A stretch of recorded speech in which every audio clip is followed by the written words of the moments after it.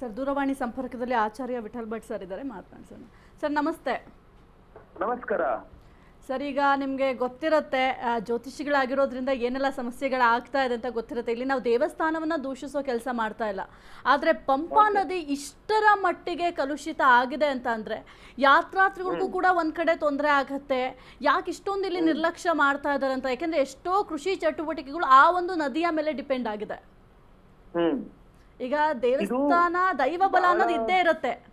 ಹೌದು ಹೌದು ಹೌದು ಹೌದು ಅಂದ್ರೆ ನೋಡಿ, ಅದರಲ್ಲಿ ನಮ್ಮ ಕರ್ತವ್ಯ, ಸರ್ಕಾರದ ಕರ್ತವ್ಯ, ಎಲ್ಲರ ಕರ್ತವ್ಯ ಇರುತ್ತೆ. ಈಗ ಪಂಪಾ ನದಿ ಹಾಳಾಗಿದೆ ಅಂತಂದ್ರೆ ಅದಕ್ಕೆ ಕಾರಣೀಭೂತರು ಅಲ್ಲಿ ಹೋಗ್ತಕ್ಕಂತಹ ಯಾತ್ರಾರ್ಥಿಗಳು ಹೌದಾಗಿರುತ್ತೆ. ಅದನ್ನ ಮತ್ತೆ ಪುನಃ ರಿಪೇರಿ ಮಾಡದೆ ಸರಿ ಮಾಡಿ ಹಾಗೆ ಬಿಟ್ಟಂತಹ ನಿರ್ಲಕ್ಷ್ಯಕ್ಕೆ ಮಾಡಿದಂತಹ ಸರ್ಕಾರದ್ದು ಆಗಿರುತ್ತೆ. ಈಗ ಅಷ್ಟು ಜನ, ಲಕ್ಷಾಂತರ ಕೋಟ್ಯಾಂತರ ಜನ ಭಕ್ತರು ಅಲ್ಲಿಗೆ ಹೋಗ್ತಾರೆ ಅಂತಂದ್ರೆ ಪ್ರತಿ ವರ್ಷ ಸರ್ಕಾರಕ್ಕೆ ಎಷ್ಟು ದುಡ್ಡು ಬರುತ್ತೆ, ಎಷ್ಟು ಹಣದ ಹೊಳೆ ಹರಿತಾ ಇರುತ್ತೆ. ಟ್ಯಾಕ್ಸ್ ಸ್ವರೂಪದಲ್ಲಿ, ರೋಡ್ ಟ್ಯಾಕ್ಸ್ ಸ್ವರೂಪದಲ್ಲಿ, ಬಿಸ್ನೆಸ್ ಸ್ವರೂಪದಲ್ಲಿ ದುಡ್ಡು ಮಾತ್ರ ಬೇಕು, ನಾವಲ್ಲಿ ವ್ಯವಸ್ಥೆಯನ್ನು ಮಾಡೋದಿಲ್ಲ ಅಂತಂದ್ರೆ ಅದು ಅನ್ಯಾಯ, ಸರ್ಕಾರದ ಪಾಲಿನ ಮೋಸ ಅದು ಸರ್ಕಾರದ ಕಡೆಯಿಂದ. ಯಾತ್ರಾರ್ಥಿಗಳು ಬರ್ತಾರೆ, ಅವತ್ತಿನ ಆ ಕ್ಷಣದಲ್ಲಿ ಅವರು ಸ್ನಾನ ಮಾಡ್ತಾರೆ, ಅದೇನಾಗತ್ತೆ ಮುಗಿಸ್ಕೊಂಡು ಹೋಗ್ಬಿಡ್ತಾರೆ. ಆದ್ರೆ ಅದನ್ನು ಮುಂದೆ ಶುದ್ಧವಾಗಿ ಇಟ್ಕೊಳ್ತಕ್ಕಂಥದ್ದು ಅಲ್ಲಿ ಸರ್ಕಾರದ ಜವಾಬ್ದಾರಿಯೂ ಆಗಿರುತ್ತೆ. ಅಲ್ಲಿ ಏನೇ ನಿಷೇಧ ಮಾಡಬಹುದು, ಇವಾಗ ಸೋಪ್ ಹಾಕ್ಬೇಡಿ ಅಂತ ಹೇಳ್ಬೋದು, ಏನೇ ನೀವು ಇದನ್ನು ಬಳಸಬೇಡಿ ಅಂತ ಹೇಳ್ಬಹುದು. ಅದಕ್ಕೊಂದು ಇವಾಗ ಸ್ನಾನ ಮಾಡ್ಲಿಕ್ಕಾಗಿಲ್ಲ ಅಂದ್ರೆ ತೀರ್ಥ ಪ್ರೋಕ್ಷಣೆ ಮಾಡ್ಕೊಳ್ಳಿ ಅಂತ ಹೇಳ್ಬಹುದು. ಏನಾದ್ರು ಒಂದು ಪರ್ಯಾಯ ವ್ಯವಸ್ಥೆಯನ್ನ ಮಾಡಬಹುದು. ನಂಬಿಕೆಗಳೊಂದಿಗೆ ಅದನ್ನ ಚೆನ್ನಾಗಿ ನಡೆಸ್ಕೊಂಡು ಹೋಗ್ಬೇಕು. ನೀವು ತಿರುಪತಿ ಬೆಟ್ಟದ ಮೇಲೆ, ತಿರುಮಲದಲ್ಲಿಯೂ ಸಹ ಪುಷ್ಕರಣಿ ಇದೆ. ಅದು ಈ ತರ ಹರಿಯೋ ನೀರು ಕೂಡ ಅಲ್ಲ, ಅದು ನಿಂತ ನೀರದು. ಆದ್ರೂ ಕೂಡ ಇಷ್ಟು ಚಂದ ಮಾಡಿ ಇಟ್ಕೊಂಡಿದ್ದಾರೆ, ಚೊಕ್ಕ ಮಾಡಿ ಇಟ್ಕೊಂಡಿದ್ದಾರೆ. ಇಲ್ಲಿ ಅಲ್ಲಂತೂ ವರ್ಷದ 365 ದಿವಸ ಜನ ಬರ್ತಾರೆ, ಲಕ್ಷಾಂತರ ಜನ. ಸರ್ಕಾರ ಅಷ್ಟು ಚಂದ ಮಾಡಿ ಅದನ್ನ ಇಟ್ಕೊಂಡಿದೆ ಅದನ್ನ.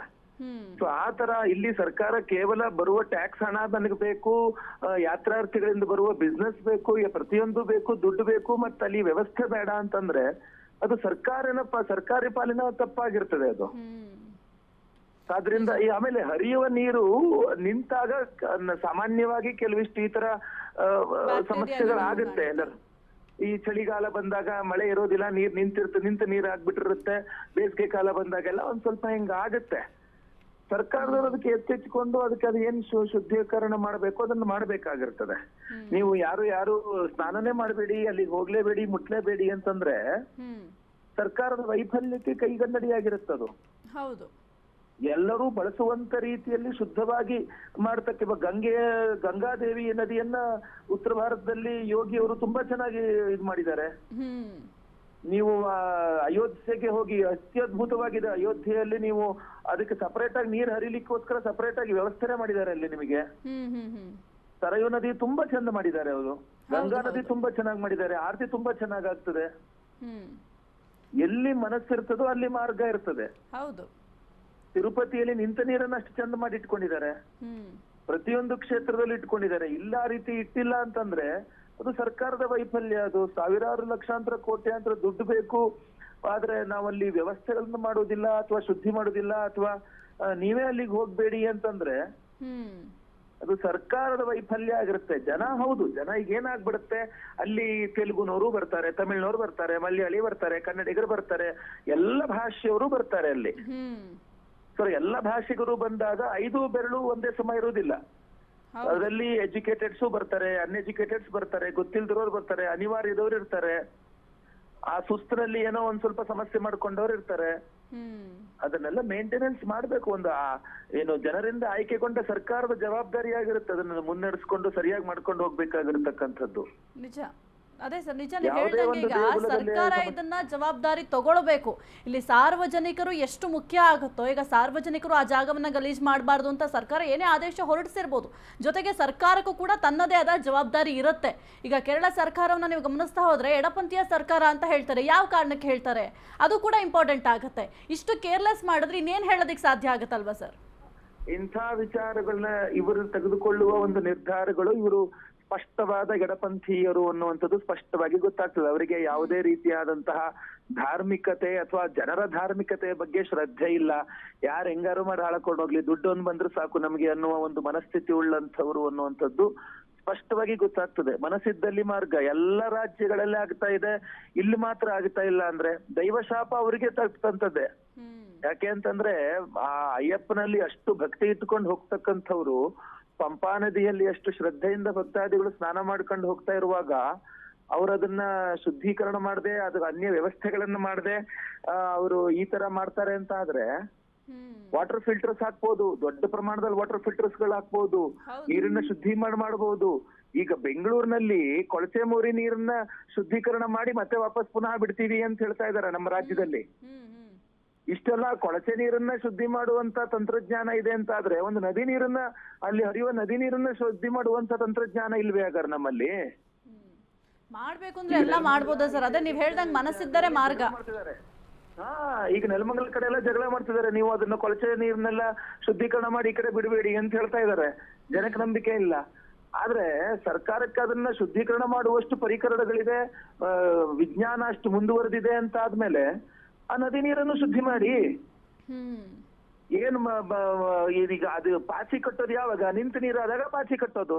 ಹರಿಯುವ ನೀರು ನೋಡಿ, ನಮ್ಮಲ್ಲಿ ಶಾಸ್ತ್ರ ಮೊದ್ಲೇ ಹೇಳ್ತಾರೆ, ನಿಮಗೆ ಹರಿಯುವ ನೀರಿಗೆ ಶಾಸ್ತ್ರ ಇಲ್ಲ ಅಂತ ಹೇಳ್ತಾರೆ. ಯಾವ್ದಾದ್ರು ಒಂದು ಮೈಲಿಗೆ ಮತ್ತೊಂದು ಇನ್ನೊಂದು ಏನಂತಂದ್ರೆ ಹರಿಯುವ ನೀರಿಗೆ ಶಾಸ್ತ್ರ ಇಲ್ಲ ಅಂತ ಹೇಳ್ತಾರೆ. ಯಾಕೆಂದ್ರೆ ಹರಿಯುವ ನೀರು ಯಾವಾಗ್ಲೂ ಪರಿಶುದ್ಧ ಅಂತ. ಅಲ್ಲಿ ಯಾವ್ದೋ ಒಂದಿಷ್ಟು ಬಯಾಲಜಿಕಲಿ, ಮೈಕ್ರೋಬಯಾಲಜಿಕಲಿ ಮತ್ತೊಂದು ಇನ್ನೊಂದು ಏನೋ ಒಂದು ಬೆಳ್ಕೊಂಡಿದೆ ಅದು ಅಂತಂದ್ರೆ ಅಲ್ಲಿ ನೀರು ಹರಿತಾ ಇಲ್ಲ ಅಂತ ಅರ್ಥ. ಅದು ನಿಂತ ನೀರಾಗಿದೆ ಅದು ಅಂತ. ನಿಂತ ನೀರನ್ನ ಶುದ್ಧಿ ಮಾಡ್ತಾ ಇಲ್ಲ ಅಂತ ಅರ್ಥ ಇವರು. ನಿಜ. ಪುಷ್ಕರಣಿಗಳು ಶುದ್ಧವಾಗಿರ್ತದೆ, ನಿಮಗೆ ನಿಂತ ನೀರಲ್ಲಿ ಶುದ್ಧವಾಗಿರ್ಲಿಕ್ಕೆ ಶಕ್ತಿ ಇಲ್ಲ ಅಂತಂದ್ರೆ ಆ ಸರ್ಕಾರಕ್ಕೆ ಧಿಕ್ಕಾರ. ಆ ಸರ್ಕಾರ ಇಳಿಬೇಕು. ನಿಜ ಸರ್. ಈಗ ವರ್ಷದಿಂದ ವರ್ಷಕ್ಕೆ ಅಯ್ಯಪ್ಪ ಸ್ವಾಮಿ ಭಕ್ತಾದಿಗಳ ಸಂಖ್ಯೆ ಹೆಚ್ಚುತ್ತಾನೆ ಇದೆ, ಕಡಿಮೆ ಅಂತೂ ಆಗ್ತಾ ಇಲ್ಲ. ಈಗ ಎಲ್ರಿಗೂ ಕೂಡ ಗೊತ್ತಿದೆ, ಈ ನವೆಂಬರ್, ಡಿಸೆಂಬರ್, ಜನವರಿ ಅಂತ ಅಂದ್ರೆ ಭಕ್ತಾದಿಗಳು ಹೆಚ್ಚಿನ ಸಂಖ್ಯೆಯಲ್ಲಿ ಹೋಗ್ತಾರೆ ಅಯ್ಯಪ್ಪ ಸ್ವಾಮಿಗೆ ಅಂತ ಎಲ್ರಿಗೂ ಕೂಡ ಗೊತ್ತಿದೆ. ಇಷ್ಟೆಲ್ಲ ಇದ್ರೂ ಕೂಡ ಆದಾಯ ಬೇಕು, ನಾನು ಕ್ಲೀನ್ ಮಾಡಿಸಲ್ಲ ಅಂತ ಅಂದ್ರೆ ಇಲ್ಲಿ ಎಷ್ಟು ನೆಗ್ಲೆಕ್ಟ್ ಮಾಡ್ತಾರೆ ಅಂತಂದ್ರೆ ನೋಡಿ, 30 ಜನರ ಪ್ರಾಣ ಹೋಗಿದೆ. ಆ ಒಂದು ಪ್ರಾಣ ಹೋಗಿರುವವರ ಜವಾಬ್ದಾರಿಯನ್ನು ಯಾರು ತಗೋತಾರೆ? ಜೊತೆಗೆ ಕುಟುಂಬಕ್ಕೆ ಯಾರು ನೆರವಾಗ್ತಾರೆ? ಜವಾಬ್ದಾರಿಯನ್ನ ಸರ್ಕಾರ ಹೊರಬೇಕು. ಯಾಕೆ ವ್ಯವಸ್ಥೆ ಮಾಡಿಲ್ಲ? ಯಾಕೆ ಶುದ್ಧ ಕುಡಿಯುವ ನೀರನ್ನಾಗ್ಲಿ, ಯಾಕೆ ಶುದ್ಧ ಸ್ನಾನ ಮಾಡುವುದನ್ನಾಗ್ಲಿ ವ್ಯವಸ್ಥೆ ಮಾಡಿಲ್ಲ? ಯಾರ್ಯಾರೋ ಹರಕೆ ಮಾಡ್ಕೊಂಡಿರ್ತಾರೆ, ಅಪ್ಪ ಸ್ವಾಮಿ ಪಂಪಾ ನದಿಯಲ್ಲಿ ಸ್ನಾನ ಮಾಡ್ಕೊಂಡ್ ಬಂದ್ ನಿನ್ ದರ್ಶನ ಮಾಡ್ಕೊಳ್ತೀನಿ ಅಂತ ಹರಕೆ ಮಾಡ್ಕೊಂಡಿರ್ತಾರೆ. ಇವ್ರು ಹೋದ ತಕ್ಷಣ ಇಲ್ಲ ಇಲ್ಲ ನೀನ್ ಸ್ನಾನ ಮಾಡಂಗಿಲ್ಲ ಅಂತ ಅಂದ್ಬಿಟ್ರೆ ಏನ್ ಮಾಡ್ಬೇಕಾ ಭಕ್ತ? ಅವನೇನ್ ತಪ್ಪು ಮಾಡಿದ್ದ ಅವನು? ನಿಜ. ಇವರ ಬೇಜವಾಬ್ದಾರಿತನದಿಂದಾಗಿ ಭಕ್ತಾದಿಗಳು ಅನುಭವಿಸ್ತಕ್ಕಂಥದ್ದು ಬಹಳ ಇದನ್ನ ಆಕ್ಚುಲಿ ಯಾರು ನ್ಯಾಯಾಲಯದಲ್ಲಿ ಇದನ್ನ ಕ್ವಶನ್ ಮಾಡ್ಬೇಕು. ನ್ಯಾಯಾಲಯ ಛೀಮಾರಿ ಆಗ್ತದೆ ಅವರಿಗೆ. ನಿಜ ಸರ್, ನಿಜ. ಯಾಕೆ ಅಂತಂದ್ರೆ ರೆಗ್ಯುಲರ್ ಆಗಿ ಒಬ್ಬನೇ ವ್ಯಕ್ತಿ ಬರ್ತಾ ಇದ್ದಾನೆ ಅಂತ ಆದ್ರೆ ಆ ಒಬ್ಬ ವ್ಯಕ್ತಿಗೆ ನಾವು ಹೇಳ್ಬೋದು, ರೆಗ್ಯುಲರ್ ಆಗಿ 10 ಜನ ವ್ಯಕ್ತಿಗಳು ಬರ್ತಾ ಇದಾರೆ ಅಂದ್ರೆ 10 ಜನಕ್ಕೋ 100 ಜನಕ್ಕೋ 1000 ಜನಕ್ಕೋ ಹೇಳ್ಬೋದು, ನೋಡಪ್ಪ ನೆಕ್ಸ್ಟ್ ಟೈಮ್ ಬರ್ಬೇಕಾದ್ರೆ ಈ ತರ ಗಲೀಜ್ ಮಾಡಬೇಡಿ, ಇಲ್ಲಿನ ಸಮಸ್ಯೆ ಆಗ್ತಿದೆ ಅಂತ. ಅಲ್ಲಿ ಬರ್ತಾ ಇರ್ತಕ್ಕಂಥದ್ದು ಲಕ್ಷಾಂತರ ಜನ, ಕೋಟ್ಯಾಂತರ ಜನ. ನೀವ್ ಎಷ್ಟು ಜನ ಎಜುಕೇಟ್ ಮಾಡ್ತೀರಿ? ಮಾಡುವಷ್ಟು ಮಾಡ್ಬೇಕು. ನೀವು ಧರ್ಮಸ್ಥಳಕ್ಕೆ ಹೋಗಿ ಮಳೆಗಾಲದಲ್ಲಿ ಅಲ್ಲಿ ಉದ್ದಕ್ಕೆ ನಿಂತಿರ್ತಾರೆ ವಿಷಲ್ ಹೊಡ್ಕೊಂಡು, ನದಿಯಕ್ಕೆ ಹೋಗ್ಬೇಡಿ, ಅಲ್ಲಿಗೆ ಹೋಗ್ಬೇಡಿ, ಇಲ್ಲಿ ಹೋಗ್ಬೇಡಿ, ಇಲ್ಲಿ ಬಟ್ಟೆ ಹಾಕ್ಬೇಡಿ, ಇಲ್ಲಿ ಇದ್ ಮಾಡ್ಬೇಡಿ, ಎಲ್ಲ ಇಬ್ಸಾಕ್ಬೇಡಿ, ಎಷ್ಟು ಸುಂದರವಾಗಿ ನಡ್ಸ್ಕೊಂಡು ಹೋಗೋದಿಲ್ವಾ ಅಲ್ಲಿ? ಯಾವ್ದೇ ರೀತಿ ತೊಂದರೆ ಆಗದಿರಂಗ್ ನೋಡ್ಕೊಳ್ತಾರಲ್ಲ ಅಲ್ಲಿ ಕೂಡ. ಹೌದು. ಎಲ್ಲ ಕಡೆ CCTV ಕ್ಯಾಮ್ರಾ ಹಾಕ್ಸಿ ಎಲ್ಲ ನಿಂತ್ಕೊಂಡು ಯಾವ ರೀತಿ ಶುದ್ಧ ಮಾಡ್ಬೇಕು ಅದನ್ನ ಶುದ್ಧ ಮಾಡಿ, ಇನ್ನ ಸಮಸ್ಯೆ ಆದ್ರೆ ಅದಕ್ಕೆ ಎಷ್ಟು ಚಂದವಾಗಿ ನಡ್ಸ್ಕೊಂಡು ಹೋಗ್ತಾರೆ ಅವರು. ಇವ್ರಿಗೆ ನಡ್ಸ್ಕೊಳಕ್ ಹೋಗಕ್ಕಾಗಲ್ಲ ಅಂದ್ರೆ ಹೇಗೆ? ಹೌದು ಸರ್, ನಿಜ. ಒಂದು ಪ್ರೈವೇಟ್ ಸಂಸ್ಥೆ ನಡ್ಸ್ಕೊಂಡು ಹೋಗೋ ರೀತಿಯಲ್ಲಿ ಒಂದು ಸರ್ಕಾರಿ ಸಂಸ್ಥೆನೆ ಸರ್ಕಾರ ನಡ್ಸ್ಕೊಂಡು ಹೋಗಕ್ ಆಗ್ತಾ ಇಲ್ಲ ಅಂದ್ರೆ ನಾಚಿಕೆ ಆಗ್ಬೇಕಾ ಸರ್ಕಾರಕ್ಕೆ? ಲೆಫ್ಟಿಸ್ಟ್ ಸರ್ಕಾರ ಅಂತ ಘೋಷಣೆ ಮಾಡ್ಕೊಂಡ್ರೆ ನಮ್ಮ ಒಂದು ಹಣವನ್ನ ಮುಟ್ಟೋದಿಲ್ಲ ಅಂತ ಘೋಷಣೆ ಮಾಡ್ಬೇಕು ಅವಾಗ, ನಮಗ್ ಬೇಡ ಅಂತ ಆ ದುಡ್ಡು. Okay sir, okay, thank you sir. Ashwavega ನಿಮ್ಮ ಜೊತೆ ಮಾತನಾಡಿದ್ಕೆ.